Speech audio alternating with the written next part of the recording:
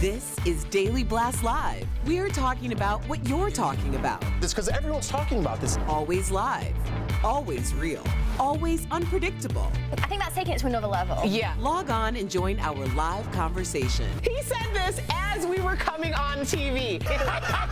Daily Blast Live starts right now. Right now. Right now. Right now.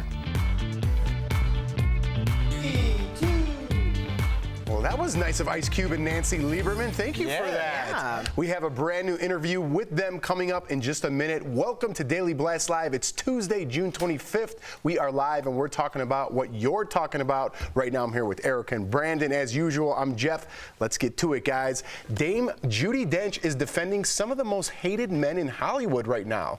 The 84-year-old actress is speaking out about Harvey Weinstein and Kevin Spacey. In a new interview she did with UK's Radio Times, Dench says, quote, "You cannot deny somebody a talent." She goes on to say, "Are we just not going to see all the films that Harvey Weinstein produced? You might as well never look at a Caravaggio painting. You might as well never have gone to see Noel Coward."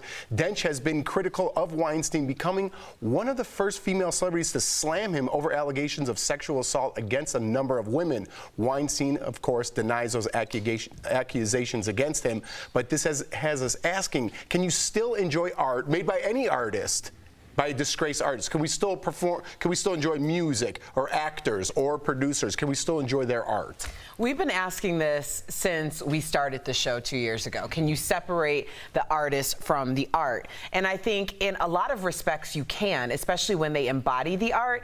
I don't think that we're trying to deny a talent with Me Too and Time's Up. I think we're trying to deny a celebration of a person who is very much still on this earth. So when you're talking about people who are dead and buried and we are still enjoying their talents, I think that's very different than denying someone's name. I agree. I agree with you. And remember, she's come out and she's condemned Harvey Weinstein. She spoke her piece on that. I think she's speaking as a fan.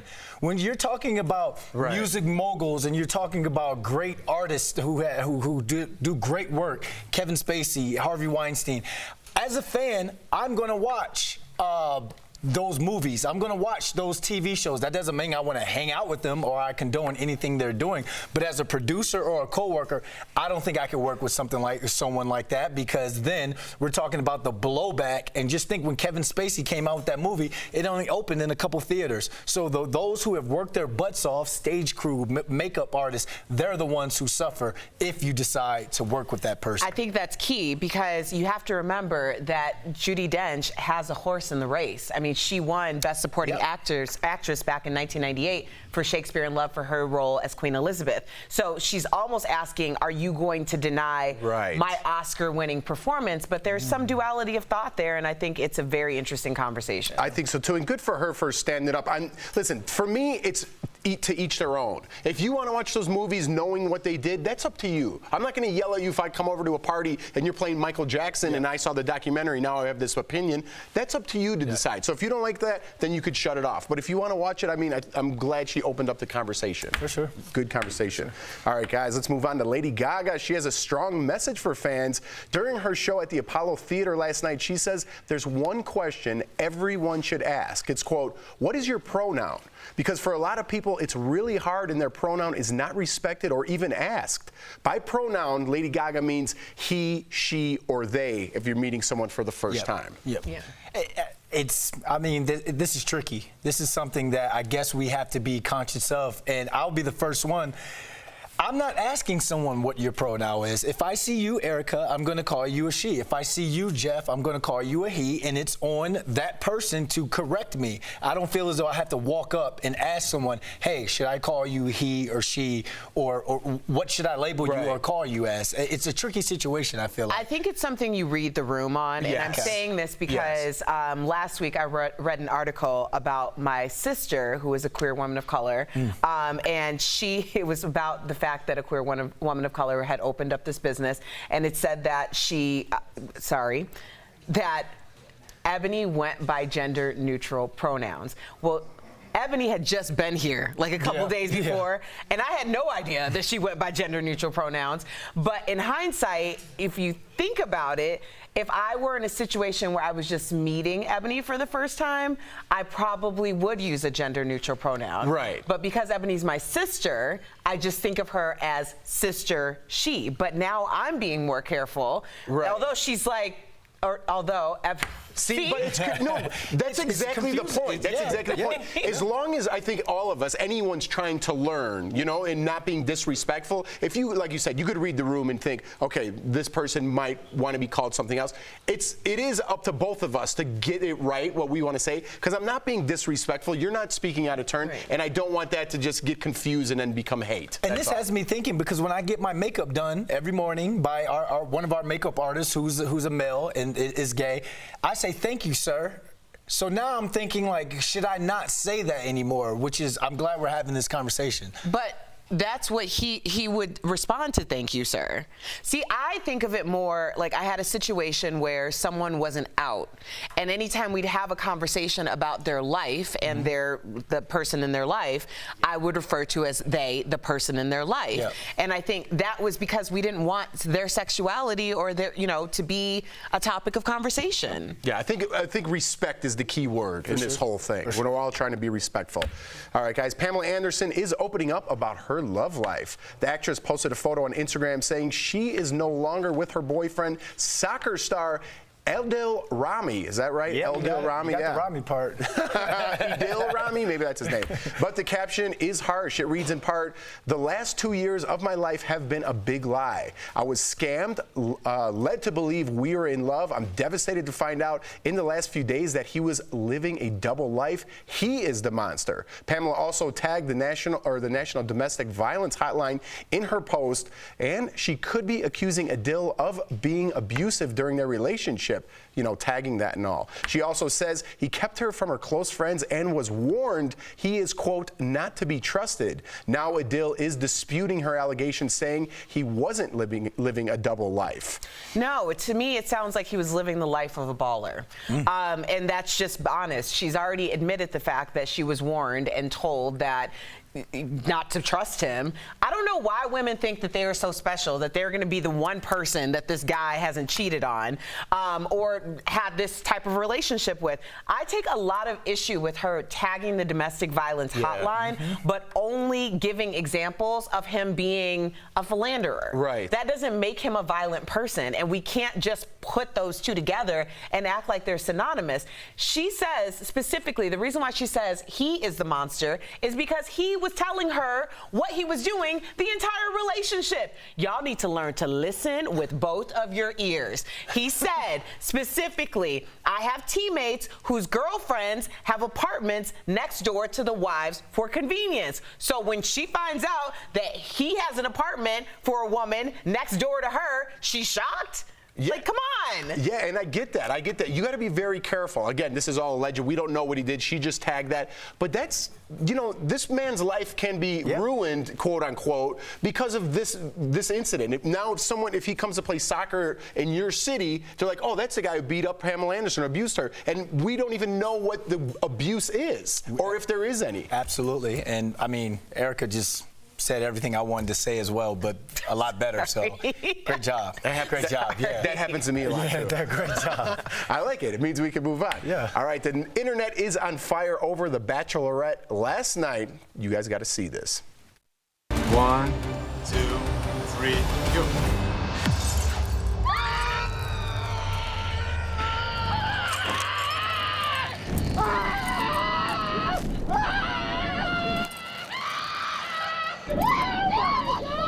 That's right. Bachelorette Hannah Brown went naked bungee jumping with one of the contestants. Anything for ratings, am I right here? I mean, they're trying to push this envelope. If you were a contestant, Brandon, that was on this show, and she did that, would you be jealous or mad at her, or no? Absolutely. I'd be a little upset. I've turned The Bachelorette down twice just because I didn't want to do things like that. If I'm going to go find love, I want to find love the right way. I don't want to do it just to get, you know, Twitter followers and all that sort of thing like that. But if I'm on this show, I see her go naked bungee jumping, I wouldn't be upset with that. It's more like when you walk upstairs and you see her making out, kissing with with 2-3 other guys. I think that's the thing. But like we said, these are the people who watch The Bachelor, The Bachelorette. They live for this kind of stuff. So I understand why the network is pumping this out, because you're playing to your audience. You're playing to your base. Making out with someone is, I think, being naked, smushed together. She had to have pasties on or something. I don't What think did she he was have on? completely naked. You've done nude scenes. What did he have on? You No, I tell me. haven't. You coach us up. Oh, yeah, I had pants on. That was nude. Oh, okay. I mean, they were naked. Okay. Yeah, they were nudie pie. They were in their birthday suits. Yeah, I've been with my husband for 5 years now, and I don't have any desire to like do that. I don't It either. seems super uncomfortable. I mean, there are certain places where, yeah, let's get naked. Bungee jumping is not one of them. You either, Jeff? I have first of all, I've bungee jumped one time, check, I'm done. But, I mean, for that experience, you're going to remember it whether you bungee jump with clothes on or naked. You know, you're going to remember that. So the naked part, I think, is just the Bachelorette pushing the envelope a little bit. Y'all got to spice up y'all marriages, man. Do something fun. Leave the marriage to the married people. I was waiting for I was waiting for her. She had to think about it for a little bit. Oh, man. You guys are we great. both didn't No, I say know. anything. No, I know. That's fine. That's fine. All right, we're going to leave it on that. DBL is live. We'll bring you breaking news as soon as it happens. Coming up, our very own Stephanie Jones sits down with veteran TV actor Jimmy Smits for the very first time, and they put their accents on the line. Let's listen. Por favor, de un olor. I'm bloody knackered, Jimmy. What's sexier, a British accent or a Spanish accent? You decide. And rapper and actor Ice Cube tells us all about his exciting basketball league that puts former pros front and center. We'll be right back.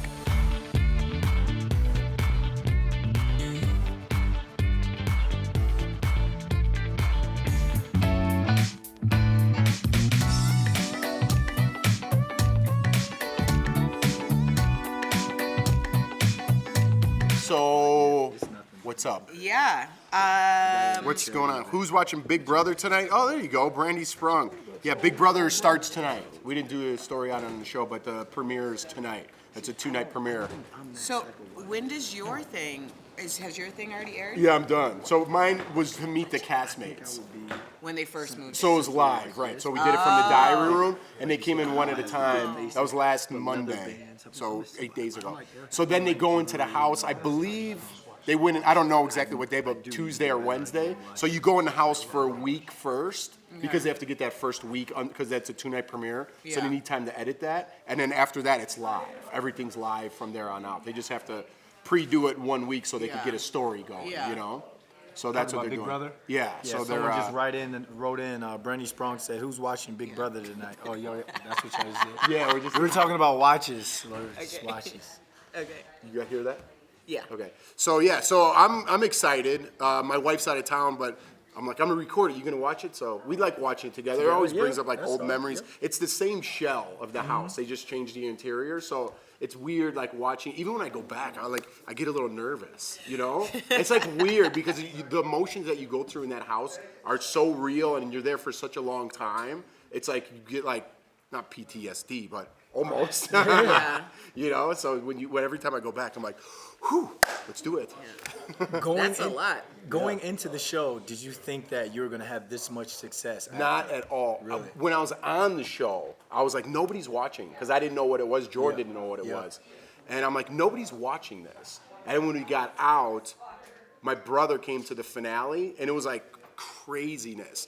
So when I got eliminated, someone's like, Jeff. And I was like, and I looked back and I was like, oh, because I used to live in LA. And I'm like, oh, I think I worked with that person. I'm like, I can't believe they're here. And someone's like, Jeff. And I'm like, dude, I think I went to college with that guy. I'm like, that's weird. How are they both here? And then Julie's like, dude, they know you from the show. I'm like, they do? I was like,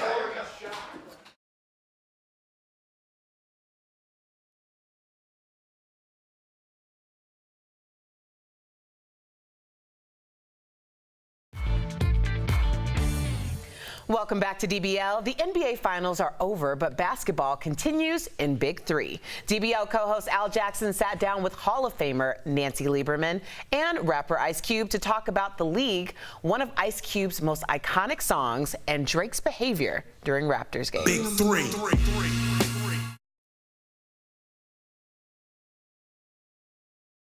Lieberman and Ice Cube. Welcome to Daily Blast Live. Now let's get right to these questions because I have a bunch of them. Coach, you know that the guy next to you has bragged in his song about getting a triple-double.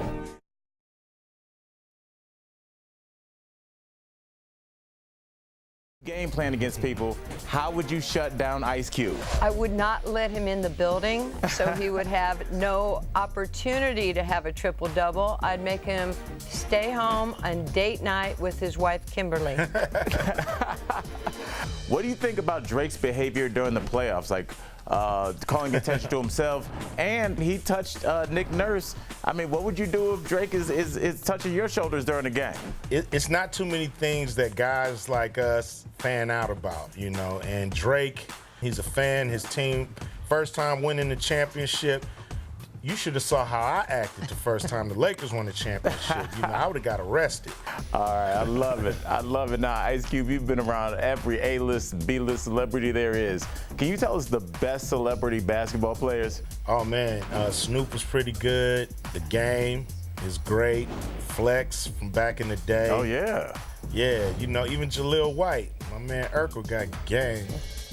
If a viewer is saying, hey, I've watched 5-on-5 my whole life, never watched 3-on-3 basketball played professionally, what could you tell that viewer in terms of like what they can expect from this upcoming season? A lot of people have watched 5-on-5, but most people play 3-on-3. That's true. You know, 3-on-3 is the game of the neighborhood. If you love basketball, come see a pure form of basketball in the Big Three. These games are serious. These guys go at it. Were you guys surprised at the level of competition? And sometimes, I mean, those teams, they're not friendly with each other. I kind of like it. I like the competition. There's some unfinished business. These guys are physical, they have a lot of pride, and they're going at it because there's a lot of money and there's a championship at stake, and we're wired to win.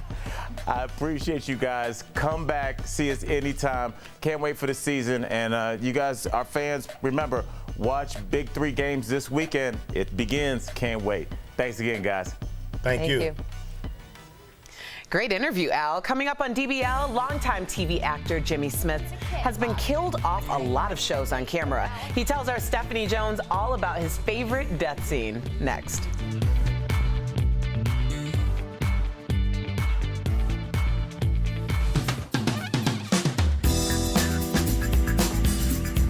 Welcome back to the DBL Stream Team. I'm Leo here with Kelly to review a couple of things today. First up on the chopping block is Murder Mystery. Now this stars Jennifer Aniston and Adam Sandler in a murder mystery style drama, just exactly how it sounds. They make a rich friend, they go on a cruise together, and then suddenly people start coming up murdered, and they have to figure out who did it by the end of the movie. And this is a Netflix original, and you know, Kelly, I'm gonna let you take it first. It seems like you didn't like it that much. I love Jennifer Aniston and I love Adam Sandler, but the movie was a little slow. I gotta be honest, if I didn't have to watch it for work, I probably wouldn't have finished it. Yeah, I'll be honest with you. I thought it had some funny moments. Yeah, a couple, yeah. I was really curious to see who was the culprit behind all these murders. Yeah. And I think if they would have kind of narrowed it down to either one or the other, give me the comedy, a little the sooner, fun, maybe? or the murder mystery, I would have liked it a little more. But it was like they were really trying to play up these jokes, and even during like inappropriate moments, like when they were being interrogated by an FBI agent, kind of random things. Adam Sandler is like cracking jokes, and I'm like, dude, this is not appropriate timing. That's the thing. Yeah, some of it just didn't make sense to me. Like, would you have really gone on a yacht with someone you met randomly? Right like, away, I don't know, yeah, it just seemed a little bit funny. And Luke Evans seemed like the most random person to be in that role. I agree. Check this out and let us know what you guys think about it. This one I thought was okay, but maybe not the best. I agree. Our classic for this week, though, Thank You for Being a Friend. Golden Girls, y'all, is streaming on Hulu, and you said you have never seen an episode? I've never seen Golden Never? Girls. Oh my I know, but I want to goodness. because I have so many people who come to me and they're like, Golden Girls is your jam, I mean, so I it need to check it out. literally is right up your alley now. Yep. If you've got a Hulu subscription, you can check this one out there. What a series. I used to watch this almost every single evening with my parents. And Kelly, you mean to tell me you haven't seen it yet? Welcome back to DBL. Over the last 30 years, Jimmy Smits has been entertaining audiences on TV, movies, and on stage. He returns to primetime in Bluff City Law. And our own Stephanie Jones sat down with the actor to talk about the new legal drama and so much more. All right, Jimmy, welcome to Daily Blast Live. How are you doing? Thank you. I'm great. Good to be here with you. We're going to talk to you about something not so nice. About the fact that you're always getting killed off in everything, love. Do you think that? Oh, Miami Vice, you died in the pilot. Yes. NYPD, your character was killed off. True. Star Wars, What was your favourite death? I actually like the Miami Vice going out because just before the character got blown up, Thomas said, "Why don't you turn around and smile at Crockett," who's Don Johnson's character, like not a care in the world. He was so right on with that particular moment. And in that moment, it was all over. Boom. It was off. All right, talk about Buff City Law, your new show. So in it, you play a prominent lawyer who teams up with his estranged daughter to change the world. Change the world. Change the world. That's a pretty big statement, right? How are you going to change the world in this series? Tell me. You know, the law, the whole area of the law is something that's very aspirational in a lot of ways. Everyone likes to talk about how this kind of work is rewarding, but if you lose, it destroys you. It deals with subjects that talk about what the best of our society could possibly be, and the people who champion causes. Yeah. It is a father and daughter story at its center. We're total opposites. You're conservative, I wage war. Our differences could be our strength. You can't just silence the truth. There will be order. This report for review. That was brilliant in there. Right, so Spanish is meant to be the language itself. It's very nice, it's very romantic, it's very poetic, isn't it? That's you what can you're tell saying. I've got a bit of a gripe against this because the Queen's English, in my opinion, sounds much better. Does it? So I want to find out once and for all, Once and for all. which one is the most romantic or sexy language? How would you say, smell this dirty t-shirt? Por favor, de un olor a esa camisilla. Okay, you're definitely winning. Go on, hit me while I just calm myself down from that. I'm very tired. Please leave me alone. I'm bloody knackered. Will you bugger off? Say it again. I'm bloody knackered. Will Knackered. You... Knackered. I'm knackered, darling. I'm ready for a nap. Will you bugger off? I really like that. I'm bloody knackered. I'm bloody knackered, Jimmy. I'm in need of a kip, lad. Okay, right. Are you ready? Oh, now I want you to tell me how you'd say this. Okay. Dennis France's butt was the best part of NYPD Blue. La arquitectura del cuerpo del posterior de Dennis Franz es una maravilla. I appreciate the movement as The well. movement. That made it. That made it. Jimmy, you've been absolutely amazing. Pleasure. Thank you so much. Enjoy Denver. Thank you, love. And Be you nice too. to her. Ooh, muy caliente. You can catch Bluff City Law starting September 23rd on NBC, and DBL will be right back.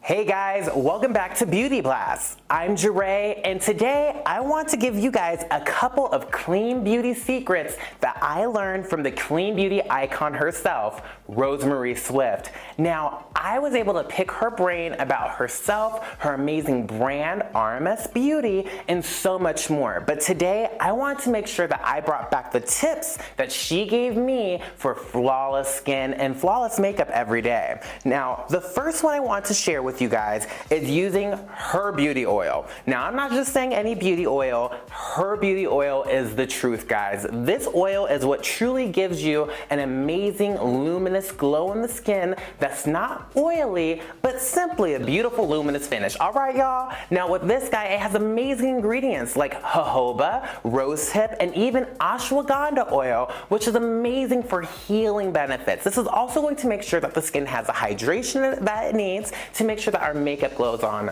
flawlessly. Now, with something like this, I like to use about 3 to 4 drops all over my skin, but I've really been using this for a little bit of everything. After I shave, before I do makeup, as my night night serum, I mean, it was like rated in the top 10 in Japanese Vogue for the best beauty oil, so I think it can do good for my skin too. You guys gotta try it out though. Let me know how you love it. It's about 3 to 4 drops. So for our next one, this guy is called our Master Mixer. Now, she actually told me that she discovered this product on accident. She was in Japan doing a model, and when she was doing the model's makeup, she accidentally picked this jar up instead of something else. Now, the result it gave her made an amazing product that is legendary now. This guy gives you a beautiful shine, almost like a nice little highlight on the cheekbone, but it almost also perfects the skin in every which way possible. So I typically just do my little beauty oil all over. I'll tap a little bit of this on my cheekbones. Ooh, look at it go right now. Look at that glow, queen. Oh, but you can also use this on your eyes, use a little bit on your lips, and this is a great way to catch the glow onto your skin from beautiful sunlight or for a beautiful nighttime look. Now, you can do this as a base. You can use a little bit on top of your blush. You can even do a little bit on your eye, but make sure that you do just a little bit and not overdoing it. Overdoing it's gonna kill the look, okay guys? Now, last but not least, her Uncover Up is phenomenal. This is a foundation that's coconut base. Her coconut base literally smooths, heals, and saves skin as well. Now with this guy, once again, you only need a little bit. I'm wearing it today, and I only took a little bit with my fingertips underneath my eye, around my nose, and a little imperfection areas that I just wanted covered up. Now with this guy, you can use her beautiful unpowder powder as well, and it gives you a flawless finish. Now, you're going to be seeing our interview very soon, and if you haven't already, make sure you click the video for our exclusive interview with Rosemary Swift herself. As always, guys, thank you for joining us today, and make sure that you follow Jeray for the Slay for all of your beauty tips and questions. We'll see you guys next time.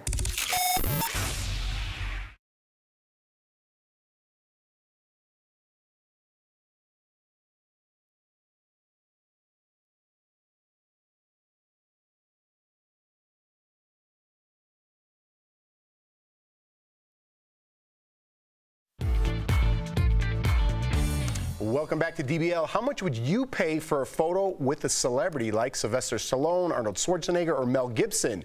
A group called An Experience With is hosting events with all 3 stars and selling some expensive photo packages, some more than $500. So can you think of anyone you'd want to shell out that kind of money for? Brandon, would you pay $500 with a photo with Will Smith? Yeah? Absolutely. All right. Absolutely. I'm gonna go with Michelle Obama. You've already met her though. I know, I'd do it again. Oh, hi. Do it again. Okay, Erica, time to redeem yourself, because yesterday we were talking about what my cameo fee would be. So how much would my Take a Selfie with Brandon London fee be? And remember, this is your redemption, so don't mess this up. Okay, so it was $5 for Cameo. Yesterday for Cameo. So with the selfie, it would be a BOGO. Experience. It would be a BOGO. So $5, buy one, get one. No, you have to put some sort of monetary value to it. It's $5 BOGO. No, it's not. It's Brandon London we're talking about here. Come on, you get to sit with me next to me every day. Tell me. Right, for free. Actually, they pay me. So I'm gonna start charging, and I'm gonna start charging you then. I'm gonna start charging I think I saw that ad on Groupon. We'll see you guys tomorrow, same time, same place.